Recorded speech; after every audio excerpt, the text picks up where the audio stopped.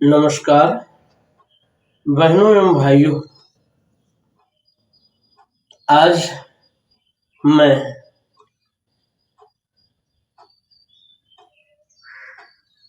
National Herald की परिसंपत्तियों के घोटाले में फंसे राहुल गांधी और सोनिया गांधी से संबंधित केस पर अपनी ओर से कुछ प्रकाश डालना चाहूंगा। सबसे पहली बात तो ये समझ लिया जाना चाहिए कि 5,000 करोड़ की परिसंपत्तियों को कुछ लाख रुपयों में अपने नाम कर लेने से संबंधित मनी लॉन्ड्रिंग से जुड़ा हुआ यह नेशनल हेराल्ड केस प्रकरण सर्वोच्च न्यायालय में आदरणीय सुब्रमण्यम स्वामी के द्वारा दायर किए गए केस पर सुनवाई करते हुए सर्वोच्च न्यायालय के द्वारा निर्धारित किया गया है। इसी प्रकरण में सोनिया जी और राहुल जी जमानत पर चल रहे हैं। ये वर्तमान मोदी सरकार से संबंधित मामला तो है ही नहीं,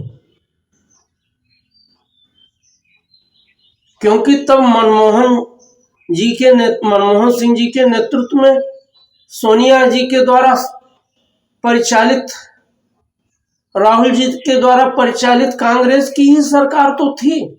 जब इसमें दोषी पाते हुए सर्वोच्च न्यायालय ने इन पर प्रकरण, सोनिया और राहुल गांधी पर प्रकरण बना करके इसको मनी लॉन्ड्रिंग से संबंधित प्रकरण या घोटाला मानते हुए इस पर जांच करने के लिए सीबीआई और ईडी को निर्देशित किया था और उसी के तहत ये प्रकरण जब सारे जांच के तथ्यों से आगे बढ़ा तो इन पर पूरी तरह से दोष सिद्ध पाया गया और इसे सर्वोच्च न्यायालय के समक्ष ईडी ने प्रस्तुत करने का कार्य किया। अब इसमें वर्तमान मोदी सरकार कहाँ जिम्मेदार हो जाती है? अगर किसी के द्वारा किए गए आर्थिक अपराध के विरुद्ध ईडी कोई कार्रवाई करती है तो यदि किसी नेता के विरुद्ध है तो उसे बदले की कार्रवाई क्यों कहा जाता है? अगर बदले की कार्रवाई ही ये थी, बदले की कार्रवाई ही इसे समझा जाना चाहिए, तो फिर ये सारे प्रकरण तो कांग्रेस शासन में बने। चारा घोटाला केस जिस पर लालू यादव को सजा हुई वो भी तो कांग्रेस के शासनकाल में प्रस्तुत हुआ था। और ऐसे बहुत सारे प्रकरण जो केंद्र में कांग्रेस की सरकार रहते हुए संपन्न हुआ, फिर उसके लिए आज ये कांग्रेस के तथाकथित नेतागण देश में अनावश्यक आंदोलन करते हुए न्यायिक प्रक्रिया में हस्तक्षेप करने का कार्य क्यों करते हैं?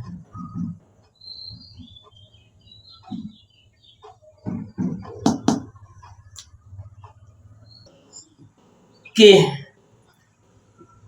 जब घोटाला कांग्रेस शासनकाल में हुआ है और उसके लिए कांग्रेस में चाहे सोनिया हो, चाहे राहुल हो, चाहे प्रियंका वाड्रा हो, या सोनिया जी के दामाद जी हों, या और भी कोई हो, ये उनके ही शासनकाल में, उनके सरकार रहते हुए जब ये न्यायालयीन प्रकरण प्रस्तुत हुए तो न्यायालय अपना कार्य कर रहा है, जांच एजेंसियां अपना कार्य कर रही हैं।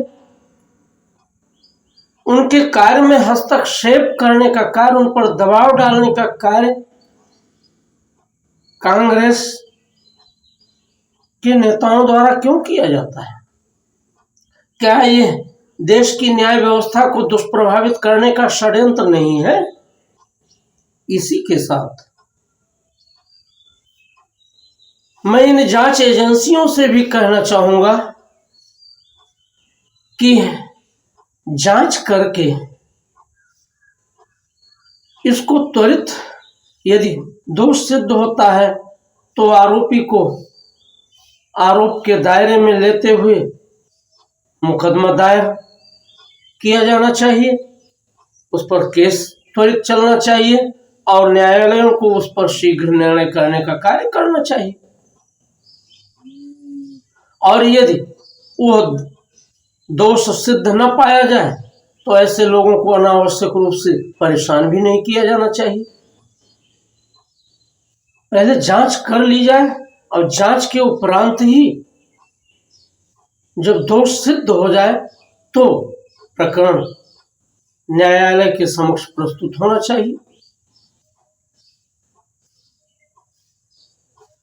दुर्भाग्य हमारे देश का ये है कि हमारे देश की न्याय व्यवस्था में न्याय कम होता है या नहीं भी होता है, निर्णय केवल दिए जाते हैं।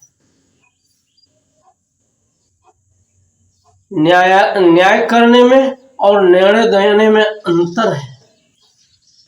निर्णय तो वकीलों के द्वारा न्यायाधीशों से मिल बैठ करके अपने अनुकूल मैनेज किया जाता है, प्रबंधित किया जाता है। और न्यायालय में भी जो भ्रष्टाचार के दोष और संस्थाओं पर और विभागों में लगते रहे हैं, मंत्रियों विधायकों पर लगते रहे, वो आज सिद्ध रूप में न्यायालय पर भी लगने लगे हैं। न्यायालय में बैठे न्यायाधीश भी अब दूध के धुले न होकर मनमाने रूप से केवल निर्णय करने लगे हैं, क्योंकि न्याय पहली बात तो संतुष्ट होना चाहिए और जो पीड़ित है उसे संतुष्ट होना चाहिए। एक तो निर्णय करने में इतनी देर लगा दी जाती है कि वो निर्णय या तथाकथित न्याय अन्याय सिद्ध हो जाता है, अन्याय हो जाता है। जो 2-4 महीने में बंटवारे के छोटे मोटे मुकदमे होते हैं, वो वर्षों बरस चलते रहते हैं और कभी तो पीढ़ियां चुक जाती हैं, लेकिन निर्णय होता ही नहीं। ये हमारे देश की न्याय व्यवस्था है कि वो कछुआ चाल है जो केवल दुख देती है, न्याय नहीं करती।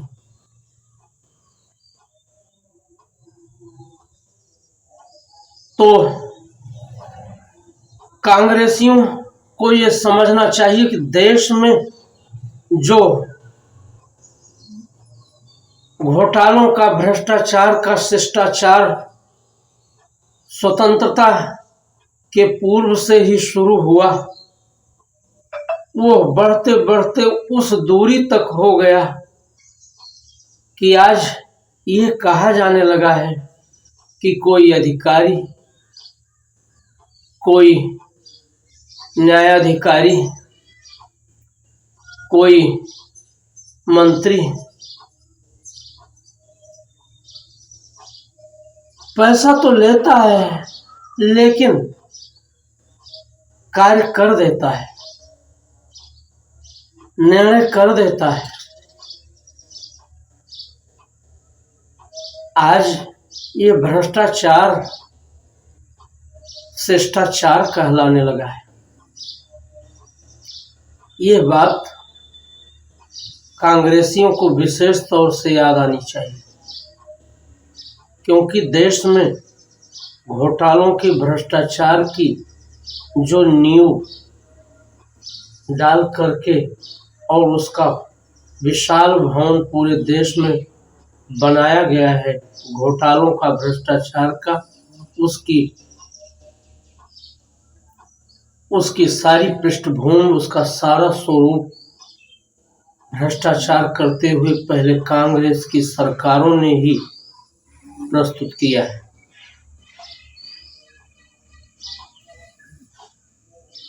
नेशनल हेराल्ड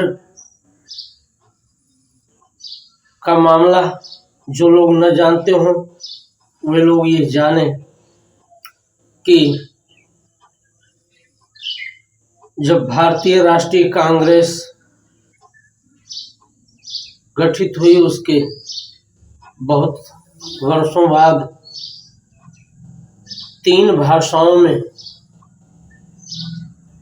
कांग्रेस ने 3 अखबार निकालने का कार्य किया। अंग्रेजी में नेशनल हेराल्ड, हिंदी में नवजीवन और उर्दू में कौमी आवाज। ये कांग्रेस के एक तरह से मुखपत्र बनकर प्रस्तुत हो रहे थे और तब देश में कांग्रेस की ही सरकारें केंद्र और प्रांत में हुआ करती थी, इसलिए कोई सच्चाई बाहर नहीं आ पाती थी। भ्रष्टाचार बड़े आराम से छिपे रुस्तम रूप में चला करता था और जब कोई सच्चाई बाहर भी आती थी तो उसको कांग्रेस की सरकारें केंद्र और राज्य में होने के कारण बड़े करीने से उसे छिपा लिया जाता था, वो अनावृत होने से रह जाता था। इसी कारण से बड़े बड़े भ्रष्टाचार कांग्रेस शासनकाल में हुए और मनमोहन सरकार आते आते तो कांग्रेस जैसे भ्रष्टाचारियों का दल बन गया। उसमें भ्रष्टाचारियों का बोलबाला ही हो गया, चाहे कोयला घोटाला हो, चाहे स्पेक्ट्रम घोटाला हो, और भी बोफोर्स घोटाला तो आप सब जानते ही हैं। इसके अलावा इतने सारे घोटाले किए गए कि ये घोटालों की सरकार सिद्ध हो गई। ऐसा नहीं है कि मनमोहन सिंह जी को पता ही नहीं था, पता था, लेकिन वो विवश थे राहुल और सोनिया के द्वारा, क्योंकि उनके प्रसाद पर्यंत ही तो वो प्रधानमंत्री बने हुए थे। उनकी सारी पावर सीज थी। पहले सारी फाइलें जो महत्वपूर्ण होती थी वो सोनिया जी के टेबल से गुजरती थी, तब वो केवल प्रधानमंत्री के रूप में हस्ताक्षर मात्र करते थे।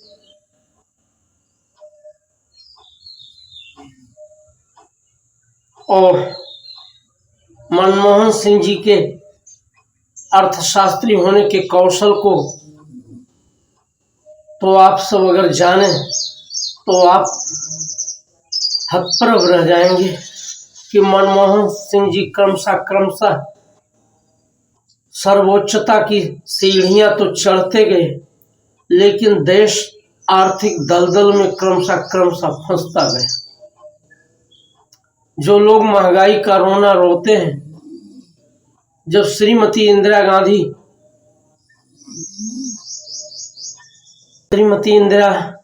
गांधी जी प्रधानमंत्री थी, उस समय देश में महंगाई 28% के उच्चतम स्तर को प्राप्त हो गई थी।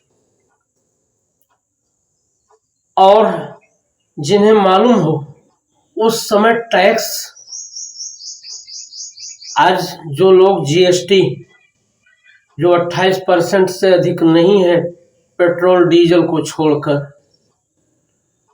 उस पर कमेंट्री करते हैं, उस पर प्रतिकूल टिप्पणी करते हैं, वे जरा विचार करें कि श्रीमती इंदिरा गांधी के प्रधानमंत्री रहने तक देश में तरह तरह के टैक्सों का स्वरूप लगभग 77% तक पहुंच गया था किन्हीं मामलों में, और किन्हीं मामलों में 73% तक टैक्स निर्धारित हो गया था। और उसके पीछे का जो आर्थिक भ्रष्टाचार किए जाने का स्वरूप था वो इस प्रकार था कि जब ज्यादा से ज्यादा टैक्स लोगों पर लगेगा तो लोग टैक्स चोरी करेंगे, और वो हमारे संज्ञान में रहेगा, हमको तो पता रहेगा ही। अपनी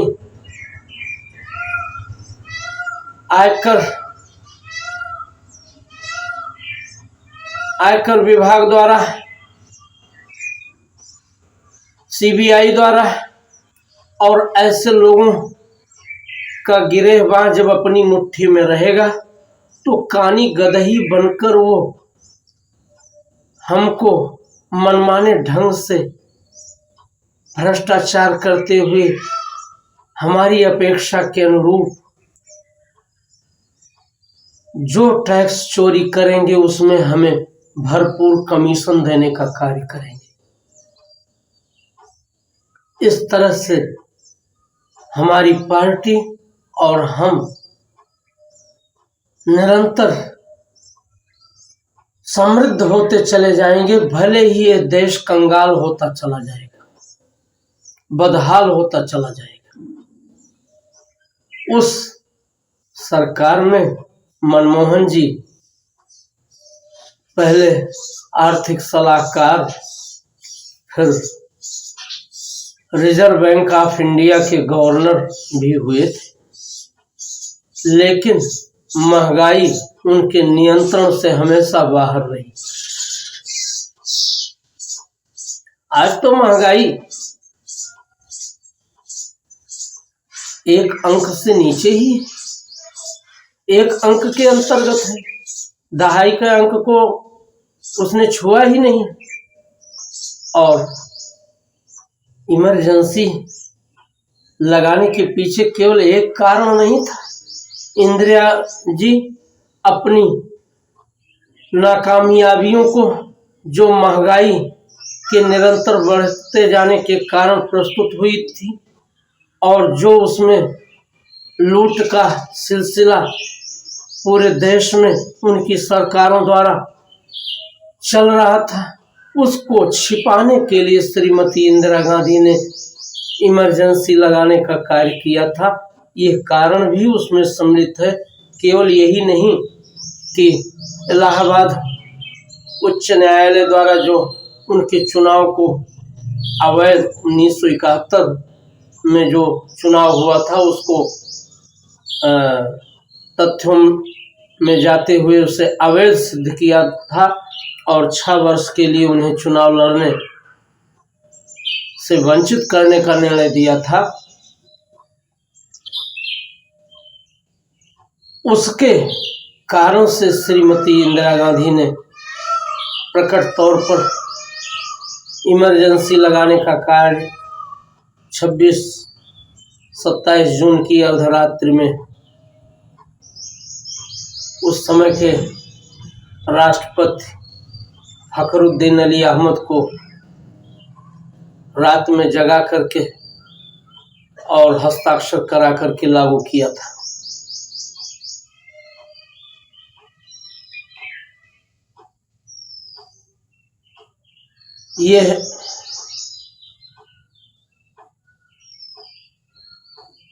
ये बात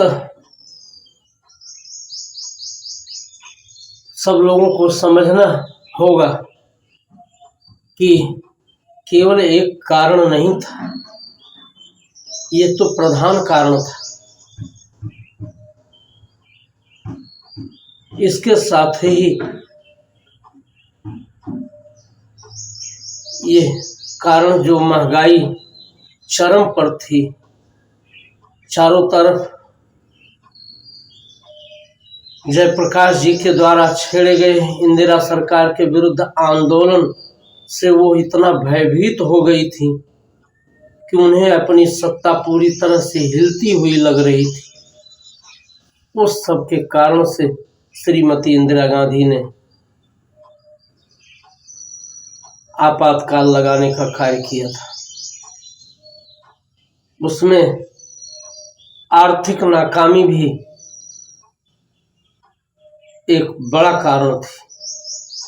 महंगाई चरम बिंदु पर थी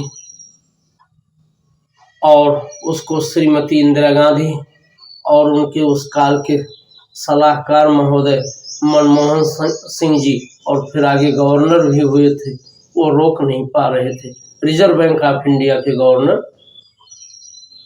ये सब उसमें सम्मिलित रहा है।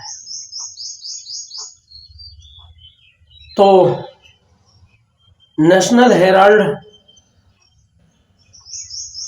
केस स्पष्ट तौर से वर्तमान मोदी सरकार के द्वारा की जाने वाली बदले की कार्रवाई नहीं, बल्कि राहुल और सोनिया जी के द्वारा मनी लॉन्ड्रिंग का किया गया अपराध है, जिसमें आरोप उन पर सिद्ध पाया गया है और उसके कारण से वो पहले से ही इस प्रकरण में जमानत पर हैं और जमानत पर रहते हुए वो अपने को दूध का धुला हुआ दिखाने का प्रयत्न कर रहे हैं और उनके चाटुकार कांग्रेसी नेता उनकी केवल वाहवाही करने में लगे हुए हैं और इस प्रकरण में जगह जगह प्रदर्शन करने का कार्य पहले भी करते रहे हैं, आज भी कर रहे हैं। ये सब अपने उस अपराध को छिपाने के लिए अपने दल के सीधे साधे अनजान लोगों को ठगने का उपक्रम मात्र है जो सोनिया जी और राहुल जी कर रहे हैं। इसलिए 5,000 करोड़ रुपए का यह महाघोटाला जो नेशनल हेराल्ड की परिसंपत्तियों को अपने नाम कुछ लाख रुपए में कर लेने से संबंधित है और उसमें महा टैक्स चोरी तो की ही गई है, उसके साथ साथ ही एक सार्वजनिक संपत्ति को हड़पने का भी कार्य किया गया है। तो ये हमारे देश की जनता को समझने की जरूरत है, उन कांग्रेसियों को भी समझने की जरूरत है जो बिना जाने समझे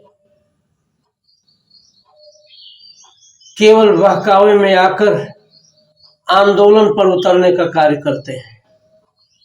अपराधी चाहे कोई भी हो, कैसा भी अपराध किया हो, उसे दंड मिलना ही चाहिए। यही संविधान और न्याय की मांग है। और ऐसे लोग जो संविधान का गला घोटने वाले लोग हैं, ये लोग संविधान की दुहाई देने का न कार्य न करें, उसका छद्म न फैलाए तो बहुत अच्छा है। इन्हीं शब्दों के साथ धन्यवाद। जय हिंद।